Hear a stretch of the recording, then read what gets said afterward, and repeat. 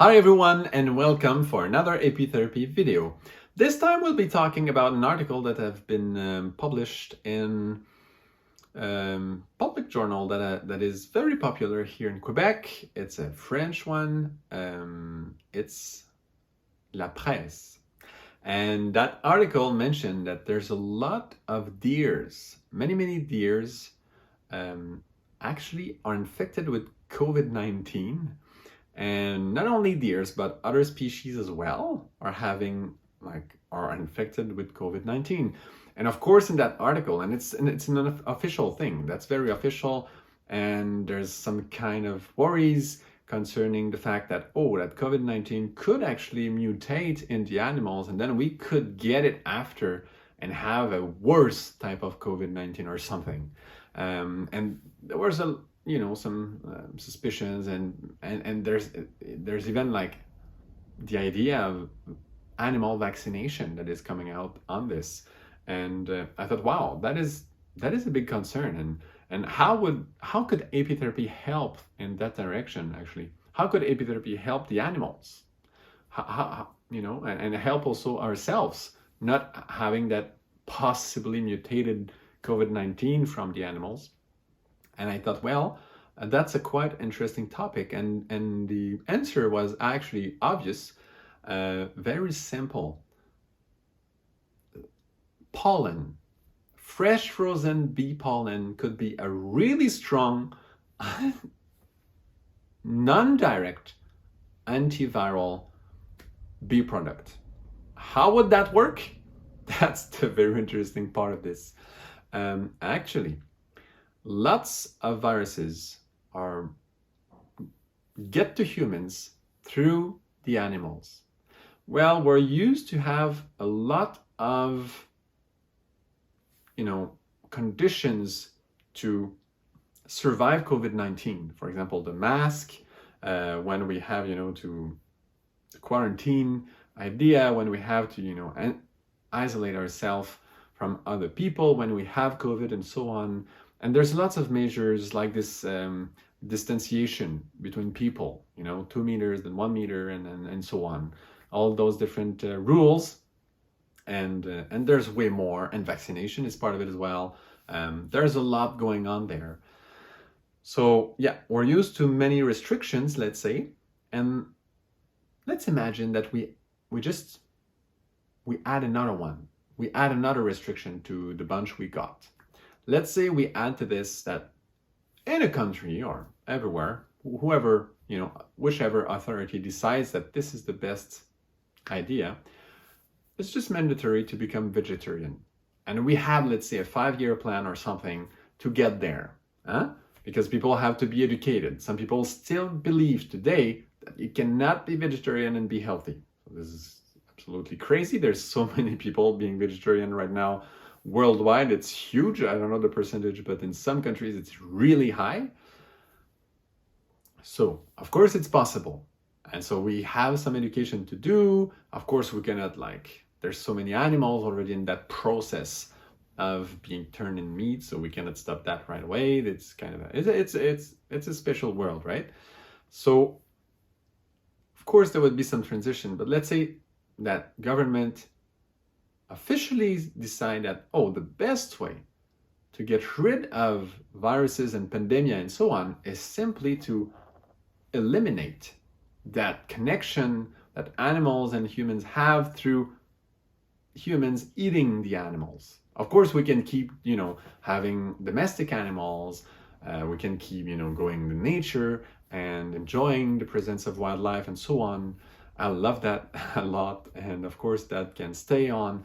But the exposure to viruses in animals through the simple fact that many people on the planet are eating animals is huge. The exposure is immense compared to other ways that humans have to be exposed to animals. It's just humongous what that creates, specifically since the conditions in which animals that are being, let's say, made to be eaten, let's say, those conditions are usually really poor conditions for animals, and very often viruses can develop quite easily in those areas. There was some reports on this that have been done. I read in one study, really interesting. And so if we eliminate that, if we do mathematically calculate how that would help to reduce pandemia, not a pandemic that is already going on, obviously, because it's already, in the human species. It's already there, like COVID-19, it's there, it's out there, it's between us. We already got that. But that could reduce a lot the transmission of mutated COVID-19 from the animals to humans, because here in that article, in that journal, here in Quebec, La Presse, it was mentioned that, hunters should use gloves and even a mask. And there were even, it's crazy, like the extent of that protection thing is big. But that was considering that hunters need to keep hunting, right? And of course, this is if it's someone that is surviving through this in a place where there's no other resources, it's another story, because it's their way of living and so on. And it is the way of living of people where there's other resources as well, but maybe that could be rethought a little bit. And so you see, it's not a question of being like crazy about it, but it's a question of understanding how this would actually help our planet a lot, our the health situation of humans quite a bit. It's not a question of excluding animals from our way of living, not at all. It's just reducing that crazy disproportion of contact with the animals through the fact that we actually eat a lot of them and the way they are actually raised. That is a big point. And seeing the fact that we eat animals as a real big source of potential contaminations to viruses is important, because it is true.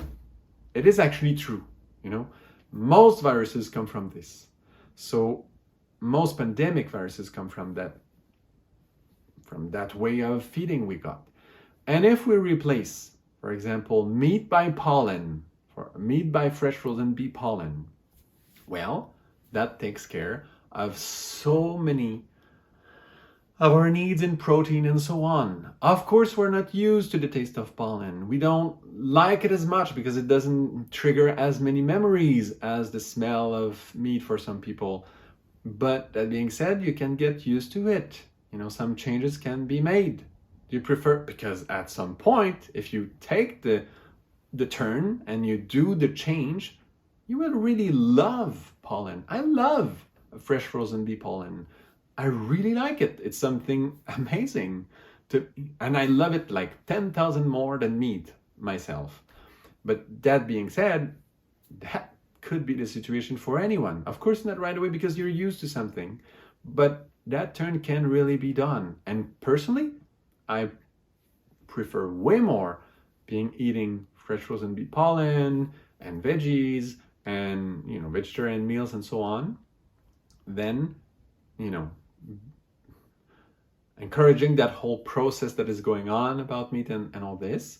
And on top of that, from time to time, being stuck in a pandemic where you gotta wear a mask and stuff and do all those restrictions we have right now. So you see, that is a restriction that government could actually apply in a country. But since, I'm just mentioning because we're ready to accept so many things, for the sake of, COVID-19 and so on, but can we really be responsible for our health? Because everybody is part of that. We're all in that ship together. So that is a new type of idea that we could actually apply to get rid of pandemic. And of course, there still could be a pandemic still, even if that is being taken care of. Of course, it could be that at some point there is a virus, developing, but the possibilities statistically would decrease drastically. That's such a big responsibility that we have in our hands. We should actually think twice about this and, don't listen to that video thinking, oh, you know, it's not such a great idea. It's a really good idea. Think about it twice. Calculate mathematically, you know, the changes, how that potential for pandemic would be reduced. It's humongous. If our humanity would be educated not to eat animals, it would change so many things, virus-wise, pandemic-wise. It's huge. And that article in La Presse saying, oh, hunters should wear gloves and all this, I was like, wow, isn't that obvious? Come on. Like, how more obvious could that be? You know? And that's here in Quebec. It's not some place in China where, personally, I don't know exactly what's happening there. I could believe almost anything. So it's just here where I live. And people are writing this in an official journal. It's not even a joke journal. It's the real thing. Like, it's the thing that it's the mainstream journal. So I was like, seriously? And like, everybody should, you know, understand that. Isn't that obvious? You know, hunters wear gloves. Hello. For me, it's just so clear. So I just wanted to share you that idea, how fresh frozen bee pollen, through its high nutritional value content, specifically protein-wise, you know, really high in protein, complete amino acid, essential amino acid list in it.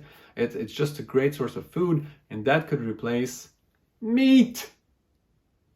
That's it. Very, very simple and plain. And there we go. So thank you very much for listening to this video. I know it's a big topic, so I get a bit emotional about it, but honestly, it's worth understanding what is happening and understanding the responsibility we have through our own behavior, and our way of eating is definitely part of it, even though if our governments haven't yet dared talking about some restriction regarding food, most probably because of all the lobbying behind this. But anyway, that's how it is right now. I just wanted to share that idea with you and hope you can actually develop that idea a little bit wherever you live and use it as much as you can and spread it also if you can. So thank you very much for listening, and see you another time for another Apitherapy video.